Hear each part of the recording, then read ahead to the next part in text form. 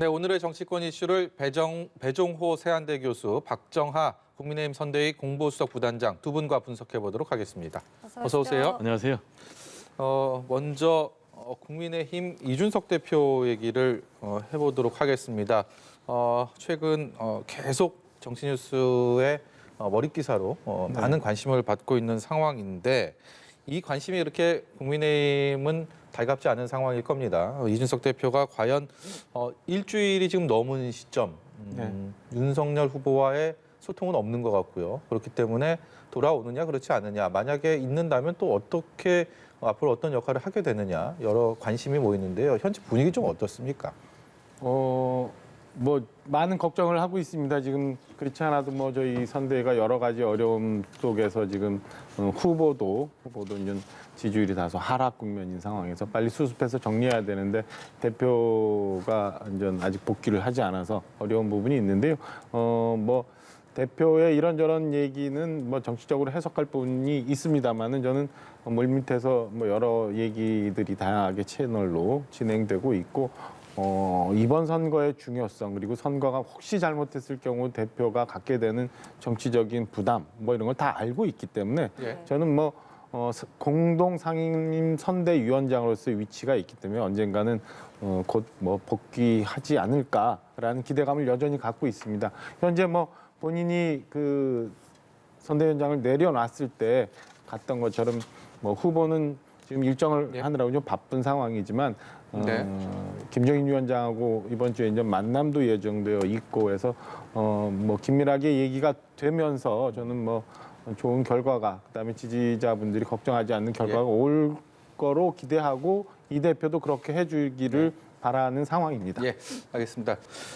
민주당 입장에서 그리고 이재명 후보 입장에서는 상대 진영의 이런 모습들이 뭐 이렇게 박수 치면서 볼 것까지는 아니지만 그래도 굉장히 뭐 반사 효과라고 할까요? 최근에 이제 지지율에서도 좀 그런 부분이 나타나기 때문에 지켜보는 시선이 좀 많이 다를 것 같습니다. 어떻습니까? 말씀하신 대로 이제 두 가지 효과가 있지 않습니까? 하나는 말씀하신 이제 반사 이익 효과가 있고 두 번째로 이제 대비 효과가 있는 거예요. 구체적으로 얘기하면은 국민의힘 같은 경우는 이준석 대표가 선대위 사퇴 한지 뭐 일주일이 지났지만 복귀를 하지 않고 계속해서 문제되는 메시지를 내놓으면서 내분 상황이 장기화되는 그런 조짐을 보이고 있지 않습니까? 그러다 보니까 이제 초선 의원 중심으로 그러면 이준석 대표 사퇴라라는 얘기까지 돌면서 이 내분의 정도가 더 심화되는 이런 양상. 그렇지만 반대로 민주당 이재명 후보 캠프 같은 경우는 이낙연 후보도 전 후보도 합류를 했고 정세균 전 경쟁자 같은 경우도 지금 후원회장으로 합류하면서 여기다가 또 뭐 열린민주당과 합당하면서 전체적으로 집토끼 잡기 또 전통적인 지지층 결속이 착착 스케일대로 가고 있단 말이에요. 그러다 보니까 이제 대비 효과가 확실하게 나타난 이런 상황. 그러다 보니까 이게 여론조사 추세에 그대로 반영이 돼서 지금 이재명 후보의 지지율은 상승하고 또 윤석열 후보의 지지율은 하락하면서 뭐 골든 크로스가 나올 이런 조짐까지 보이고 있는 이런 상황인데 문제는 이준석 이 대표의 행보와 관련해서 뚜렷한 해법이 보이지 않는다는 거예요. 지금 이제 이준석 대표 같은 경우 선대위 사퇴하면서도 윤석열 후보가 복귀를 요청하면은 손을 내놓으면은 자신이 복귀할 수도 있다. 라는 그런 이제 여지를 남겼지만은 제가 볼 때는 이게 진심이 아니고 최근 이제 본인이 계속해서 사면 초과로 몰리면서 고립되니까 이런 고립된 형국을 좀 탈피하기 위한 일종의 유화책이 아닌가 이렇게 생각이 되고 그렇다면은 이준석 대표가 선대에 복귀를 하지 않고 계속해서 당 대표직을 유지하면서 분란을 이어간다면은 이런 어려운 상황이 당분간 지속되면서 더 큰 위기로 이어질 가능성이 있다. 이렇게 전망이 됩니다. 네, 뚜렷한 해법이 보이지 않는다라는 평가시고 이번 갈등에서 또 가장 많이 이제 거론되는 게 윤핵관 아니겠습니까? 윤핵관 논란과 관련해서 윤 후보는 내가 아는 한 윤핵관은 없다라고 말했고 이준석 대표는 계속해서 정치권의 호가호위 문화를 윤 후보가 모른다. 윤핵관은 있다. 이렇게 좀 주장하고 있는 상황입니다. 국민의 입장에서는 윤핵관 관련 논란이 계속 불거지는 게 달갑진 않을 텐데 이 문제를 어떻게 해결해야 된다고 보고 계신지요? 글쎄 이제 선대위가 뭐 비대하다는 비판이 좀 일부 있고 이에 대해서 지금 정리하는 과정에 있습니다. 윤핵관이라는 게 실체가 사실은 제가 안에서 보니까 뭐 이렇게 없는 것 같은데 네. 만약에 윤핵관이 있다고 하면 모두가 선대에 있는 사람이 모두가 다 윤핵관이라고 할 수 있을 것 같아요. 대선이 잘 되기 위해서 다 모여 있는 사람들이니까 제가 볼 때는 뭐 이 대표가 얘기하는 윤핵관이라는 게 선대위가 그동안 운영이 되어 오면서 선대위 내부의 의사결정 구조, 그다음에 정보 소통 뭐 이런 부분이 좀 원활치 않은 부분들이 좀 있었거든요. 이런 거를 아마 어디선가 모르는 사이에 혹은 뭐 의견을 구하지 않은 사이에 의사결정이 되는 것들을 아마 통칭해서 저는 윤핵관이 존재한다라고 얘기하는 걸로 이해하고 있습니다. 근데 현재 이게 정리되고 있는 과정이기 때문에 예. 저는 뭐 이게 정리되고 나면 이 대표의 그런 오해도 좀 없어질 거라고 생각을 하고요. 그래서 분명히 이 대표도 이제 복귀할 명분이 있을 거라 보여지는데 다만 당내에서 보면은 좀 전에 뭐 저희가 자막 뉴스로 봤습니다만은 윤석열 선대위가 아니라 이준석 대책이냐라는 일부의 비판, 일부 내지는 이준석 대표 측의 비판이 있는데요. 당내에서 지금 이준석 대표의 당무 복귀를 좀 요구하면서 이 대표에 대해서 좀 심하게 얘기하는 그런 부분들이 좀 있어요. 그래서 이런 얘기들도 저는 좀 서로 자중을 해야 되는 때 아닌가라는 생각입니다. 그래서 양쪽이 조금 더 돌아보면서 대의를 찾아서 좀 자중하고 생각을 정리했으면 하는 바람을 내부에 있는 사람으로 좀 가져봅니다. 네, 이르면 이번 주 안에 국민의힘 선대위에 좀 변화가 있을 것이다라는 전망이 지배적인데 이준석 대표 측 인사가 지금의 선대위에는 문제가 있다. 이렇게 가서는 안 된다라는 얘기를 했습니다. 먼저 그 목소리부터 듣고 오겠습니다. 대표라도 이런 목소리를 내지 않으면 과연 대선에 이길 수 있겠느냐. 그리고 대선에 이긴다 하더라도 성공한 대통령이 될 수 있겠느냐라는 의문점을 던지고 있는 거고요. 반문재인 세력은 다 모여라. 이른바 반문 연합에 의해서 의해서 선거를 치르면 이길 수 있다 이런 생각을 하고 계시는 것 같은데 사실은 반문연대로 선거를 치렀던 총선에서 180대 100으로 깨졌습니다. 그러네요. 네, 졌습니다. 예. 네, 국민의힘 선대위 얘기를 좀 계속하고 있어서 박정화 단장께 다시 또 질문을 드리도록 하겠습니다. 선대위 재편 할 것이다라는 얘기는 하고 있는데 인적 쇄신을 할 것이냐 아니면 어떻게 어느 규모로 어떤 방향성을 가지고 할 것이냐에 대한 구체적인 안은 현재 공개되지는 않은 상황입니다. 네. 앞서서 민주당은 슬림화하는 것에 초점을 맞추고 했는데 과연 국민의힘은 어떤 식으로 가게 될 것이냐 좀 여러 가지 물음표가 따라붙는데요. 지금 저 선거가 한 70여일 남았잖아요. 오늘 아침에 이제 김정인 총괄위원장도 아침 7시 회의를 하고 나서 기자들의 질문에 이제 대답을 했는데 지금 현재 사실은 그 뭐 민주당이 했던 것처럼 과감한 슬림하나 아니면 현재 선대위 내부에 구성돼 있는 인력을 정리하는 그런 인적 개편은 쉽지 않은 상황입니다. 그래서 지금 현재 총괄 상황 기존의 선대위가 이제 6개 본부에다가 각종 위원회들이 있었는데 현재는 아까 말씀드린 것처럼 그렇게 하다 보니까 정보 소통이 잘 안 되고 의사결정이 애매한 부분이 있어서 총괄 상황 본부가 헤드쿼터가 돼서 각 6개 본부 그다음에 각종 위원회들을 총괄하면서 의사를 조율하고 정보를 교류하는 그런 체제로 가지 않을까 그렇게 가는 게 불가피하다라는 내부 판단이 좀 있습니다. 그래서 7시 회의체, 4시 회의체면 각종 본부장급, 본부장급 회의체를 통해서 의사결정이 원활하게 되는 그런 시스템을 구축하려고 합니다. 그래서 일각에서 얘기하는 뭐 인적 쇄신이나 이런 큰 변화는 없을 거로 일단 예상이 좀 되는 상황입니다. 네, 이제 상황이 조금씩 정리가 돼 나갈 것이다 이런 말씀이신데 오늘 이제 사실 이 대표와 초선 의원들 토론회가 취소가 됐잖아요. 이제 그 배경에 후보가 대구 경북을 방문하는데 뭔가 내부 분열로 비춰질 수 있는 이런 행사를 좀 자제하자라는 목소리가 있었다고 합니다.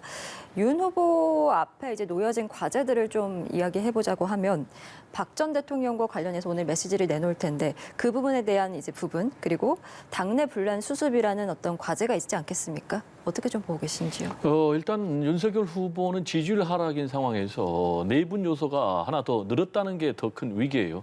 지금까지 쭉 우리가 논의를 하고 있지만 하나는 당 대표인 이준석 대표를 둘러싼 내분 문제. 여기다가 박근혜 전 대통령이 오는 31일 영실기에서 출소가 되지 않습니까? 그러면 이제 박근혜 전 대통령을 둘러싼 보수의 내분 현상이 벌어질 수밖에 없는 그런 상황이란 말이에요. 지금 당장 친박의 핵심으로 분류되고 있는 뭐 홍문정 전 의원 같은 경우에 탄핵에 대해서 윤석열 후보가 사죄를 해야 된다. 그리고 두 번째로는 그 사죄를 하고 거기에 마땅한 행동을 해야 된다라고 강력하게 요구를 하고 있어요. 네. 그런데 조원진 우리공화당 대표 같은 경우는 지금 윤석열 후보의 TK 203일 일정에 맞춰서 본인도 맞불 TK 현장 방문을 해가지고 후보 교체령까지 요구하겠다라는 이제 그런 입장이기 때문에 윤석열 후보 입장에서 이 두 개로 또 늘어난 이 내분 양상을 어떻게 극복할 것인가 굉장히 중요하고 특히 이제 가장 어려운 부분이 박근혜 전 대통령의 탄핵을 둘러싼 또 박근혜 전 대통령의 향후 뭐 행보를 둘러싼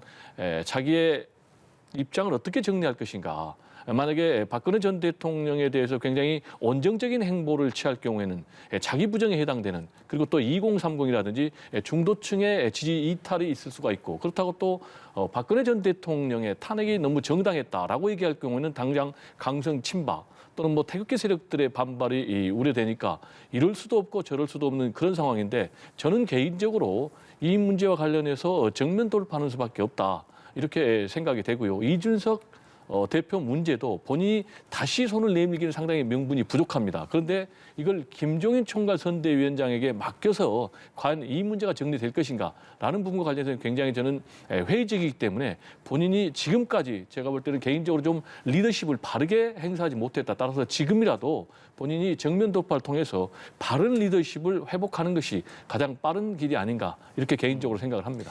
이 특별사면 발표가 있었던 날 윤석열 후보 대단히 고심의 흔적이 있었습니다. 박근혜 전 대통령 특별사면에 대한 본인의 입장이.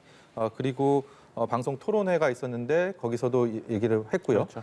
이제 TK 대구 경북을 방문하게 되면 지금까지의 메시지보다는 조금 더 한 걸음 더 가까이 간다. 그런 정도의 수위의 메시지가 나올 것이다. 이렇게 봐도 될까요?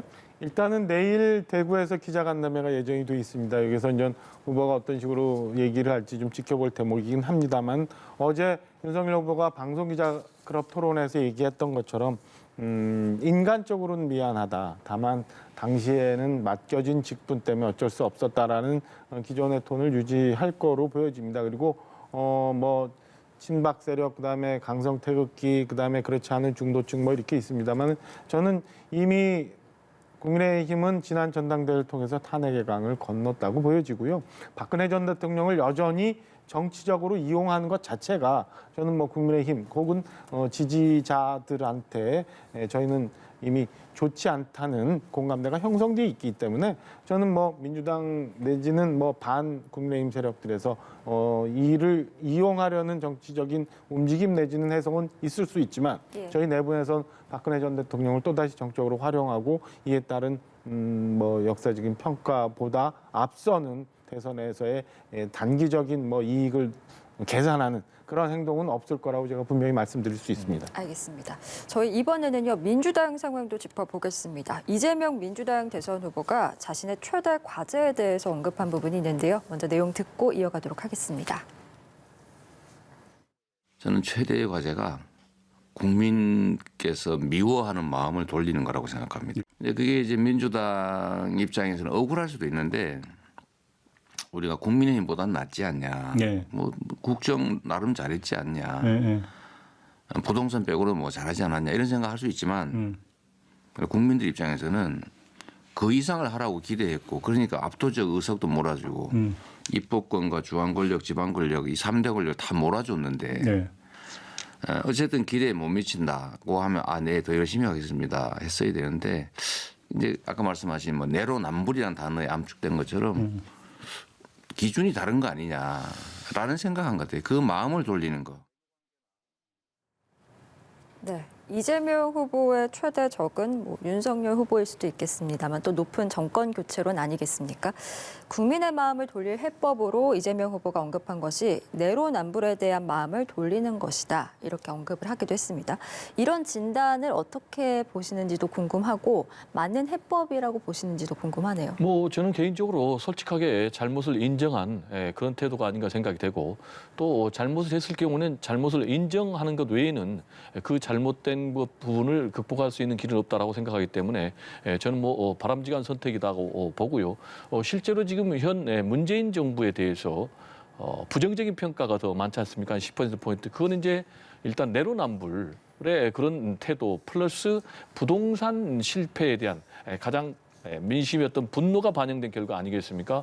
따라서 단순히 이제 잘못했다라는 것만으로 끝나서는 안 되고 잘못된 부분을 그럼 어떻게 수습할 것인가 대안과 해법을 제시하는 게 맞는데 그런 측면에서 지금 이재명 후보 같은 경우는 대대적인 부동산 정책의 차별화를 지금 계속해서 행보를 하고 있지 않습니까? 뭐 예를 들면은 공시가를 현실화하는 그런 방법도 좀 유예한다든지 다주택자 또 양도소득세 중과를 유예한다라든지 그리고 또 최근에 뭐 생애 최초에 취득하는 그런 사람들에 대해서는 또 취득세를 감면해 주는 이런 부분은 이제 집값이 한 2배 정도 폭등하면서 세금도 뭐 폭등하는 그런 양상이기 때문에 현실적으로 제가 볼 때는 반영하는 게 맞는 것 같고요. 국가의 정책이라는 게 결국 이제 정책의 일관성도 중요하지만은 그 정책을 통해서 국민들의 삶의 질을 높여주는 게 굉장히 중요한 부분 아니겠습니까? 따라서 현실에 좀 맞지 않는 부분은 현실적으로 조정하는 것이 맞다라고 생각이 되고요. 그럼 이 부분에 대해서 지금까지 이재명 후보의 행보에 대해서 국민들이 어떻게 평가하는 것인가라는 것과 관련해서는 여론조사를 보면은 대체적으로 긍정적인 그런 평가를 받고 있는 건 아닌가 이렇게 생각이 됩니다. 예, 말씀하신 것처럼 부동산세, 부동산 정책이 앞서 문재인 정부와의 차별화 선긋기에 가장 두드러지는 가장 대표적인 분야가 아닌가 싶은데 이재명 후보도 이런 차별화를 통해서 본인이 이번 대선에서 어느 정도의 민심을 사로잡는 것을 기대하지 않겠습니까? 그렇습니다. 실질적으로는 어떻게 좀 작용할 거라고 보세요? 그건 이제 기자가 물어봤어요. 이렇게 굉장히 부동산 정책과 관련해서 현실에 좀 상당히 부합하는 그런 행보를 계속하고 있는 것이 혹시 수도권 표심을 얻기 위한 것 아니냐. 예. 그러니까 본인도 그건 부정하지 않는다라고 얘기를 했어요. 실제로 보면은 수도권 같은 경우에 전체 국민 유권자 한 50%를 차지하고 있지 않습니까? 따라서 수도권에서 전통적으로 민주당의 강세를 보여왔고 그런 부분이 정권 획득에 큰 원동력이 됐는데 최근의 양상을 보면은 정권 교체 여론이 굉장히 높았고 그 중심에는 부동산이 있고 그러다 보니까 수도권에서는 이재명 후보가 윤석열 후보의 열세에 몰리는 그런 상황이었어요. 근데 최근에 계속해서 부동산 정책의 차별화 메시지를 내놓으니까 경기 인천은 역전을 한 부분도 많이 나왔고 특히 이제 서울 같은 경우는 상당 부분 윤석열 후보와 이재명 후보의 격차가 좁혀졌거든요. 따라서 이 부분은 이재명 후보가 시장이 긍정적으로 평가할 수 있는 그런 정책을 계속 내놓는다면은 계속적으로 유효한 예. 그런 결과가 나오지 않을까 이렇게 전망이 됩니다. 예. 네, 알겠습니다. 저희 특검 얘기도 좀 해보면요. 지금 뭐 여야 원내대표가 이틀째 특검과 관련해서 협의를 하고 있지만 결론을 내리지 못하고 있고 특검 방식에 대해서 계속해서 줄달리기를 하고 있는 상황입니다. 민주당은 상설특검 활용을 지금 주장하고 있고 국민의힘에서는 이제 이재명 특검법을 법사위에 상정해서 처리해야 한다 이렇게 맞서고 있는데 특검은 하자곤 하는데 그 이견이 좁혀지지 않는 이 상황은 좀 어떻게 보고 계신지도 궁금하네요. 글쎄 특검과 관련해서 민주당이 굉장히 그 프로파간다를 굉장히 많이 하고는 있습니다만은 국민들이 이걸 얼마나 그 납득하는지 잘 모르겠어요. 그러니까 그동안 법사위가 여러 번 열리면서도 3번의 법안 상정 시도가 있었거든요. 예. 이거를 다 민주당이 지금 법안 상정을 방해를 했습니다. 그래서 저희가 볼 때는 민주당이 말로는 특검하자고 하면서 실질적으로는 특검을 하지 않으려고 하는 것 아닌가라는 생각을 가질 수밖에 없는 구조예요. 그리고 이재명 후보도 본인이 외형적으로는 특검을 받겠다고 말씀을 하시지만은 또 여러 가지 조건을 붙이면서 특검을 거부하는 형국이거든요.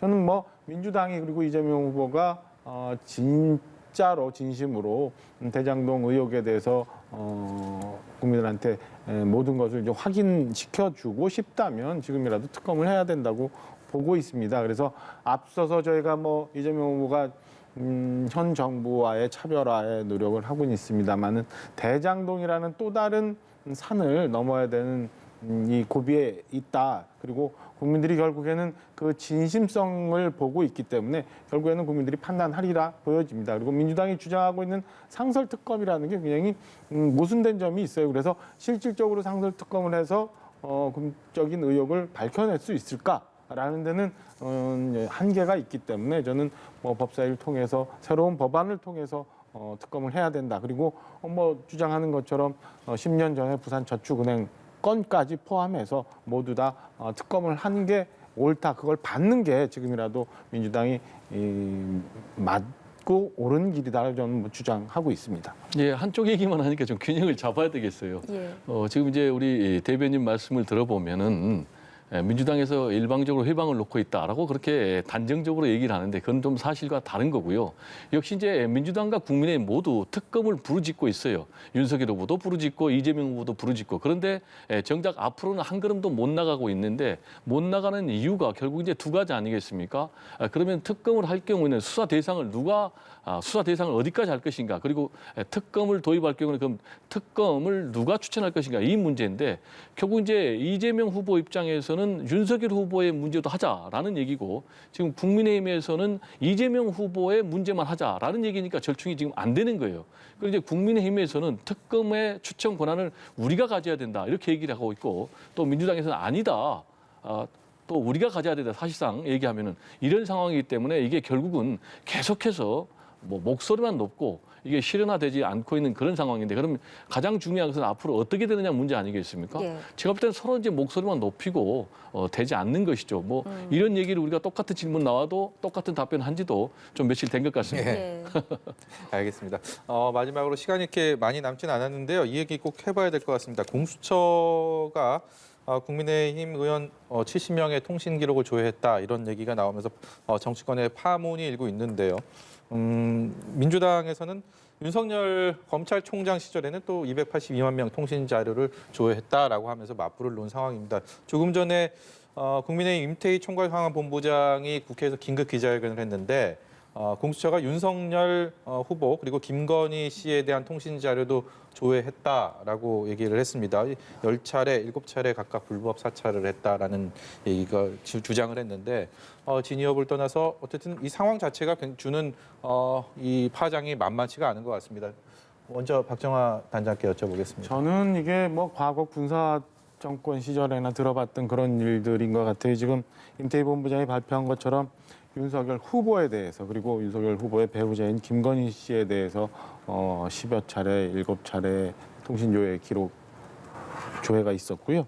그다음에 윤석열 후보가 굉장히 교신이 많았던 현역 의원이 아닌 대변인에 대한 통신조회도 있었고요. 네. 예. 그다음에 임태희 본부장이 얘기했습니다마는 탈북 단체를 지원했던 시민단체에 대한 통신조회도 있었다는 거예요. 그러니까 국회의원이 지금 78명, 국민의힘 소속 78명 국회의원이 통신기록 조회가 됐는데 그거는 뭐 정치적인 영역이고 고위 공수처의 수사 대상이니까 뭐 그럴 수도 있다라고 넘어갈 수도 있는 부분이 있지만 그 외에 기자와 기자 가족들까지 그리고 이 후보자와 후보자 배우자까지 있는 거는 저는 이게 뭐 선거에 어느 정도 직접적으로 영향을 미치거나 아니면 야당 후보의 사찰을 하기 위해서 이런 일들이 있었던 것 아닌가에 대해서 심각하게 보고 엄중하게 보고 사실관계를 공수처가 지금이라도 낱낱이 밝혀야 된다. 그리고 대통령께서도 지금 이런 행태를 보이고 있는 공수처장에 대한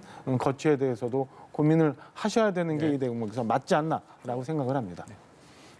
일단 지금 벌어지고 있는 뭐 불법 사찰 논란 문제는요, 굉장히 바람직하지 못한 그런 문제는 틀림이 없다고 봐요. 역시 이제 핵심은 적법한 절차에 의한 통신 자료 조회냐, 아니면은 불법 사찰이냐라는 이제 문제인데 그거는 이제 우리가 현재 판단하기는 어렵고 지금 이제 고발이 들어갔고 검찰이 이제 앞으로 수사에 착수하면 검찰 수사 결과에 따라서 과연 불법 사찰인지 적법한 절차인지는 판단이 내려질 것 같고요. 일단 공수처에서는 주장하기를 적법한 법령에 근거해서 그리고 또 법원의 영장을 발부받아서 지금 통신 자료를 조회했다라고 얘기를 하고 있는데 그 숫자가 너무 많아요. 230여 명이나 되니까 예. 물론 이제 공소장을 유출한 것과 관련해서 수사를 할 필요는 있겠죠. 예. 그렇지만 너무 많기 때문에 이 부분이 과연 공수처의 본래의 생명인 정치적 중립, 예. 독립성을 위반하면서까지 불법 사찰했느냐라는 것과 관련해서 저는 이제 그렇게까지는 믿지는 않지만은 예. 이 부분은 상당히 좀 공수처에 대한 국민들의 신뢰를 좀 저버리는 그런 부분이 될 수가 있어요. 따라서 너무나 지금 공수처가 무능하다라는 얘기를 피할 수가 없거든요. 예. 구체적으로 얘기하면 공수처장도 판사 출신이고 또 그리고 공수처 차장도 판사 출신이다 보니까 너무나 검찰의 수사 기법에 대해서 좀 문외한들이 모이다 보니까 무능한 결과가 아닌가 이렇게 생각이 되는데 그렇다고 해서 이걸 뭐 대통령에게 책임을 요구한다라든지 또는 윤석열 후보가 본인이 대통령이 되면 책임을 묻겠다라는 것은 공수처의 취지하고 정면을 어긋나는 것이다. 왜냐? 지금 공수처의 기능을 보면요. 대통령도 수사 대상입니다. 그리고 임기가 법으로 보장이 되어 있습니다. 그런데 어떻게 대통령이 공수처장의 거취를 결정할 수가 없는 문제고, 두 번째는 윤석열 후보가 만약에 대통령이 된다 해도 본인이 공수처의 수사 대상이 되는데 어떻게 공수처의 책임을 묻겠다라고 하는 것이 이제 이런 부분들의 요구는 좀 지나친 그런 발언들이 아닌가 생각이 됩니다. 네, 알겠습니다. 오늘 저희 정치권 이슈들 두 분과 함께 이야기 나눠봤습니다. 배종호 세안대 교수, 박정하 국민의힘 선대위 공보수석 부단장과 함께했습니다. 오늘 말씀 고맙습니다. 네, 감사합니다.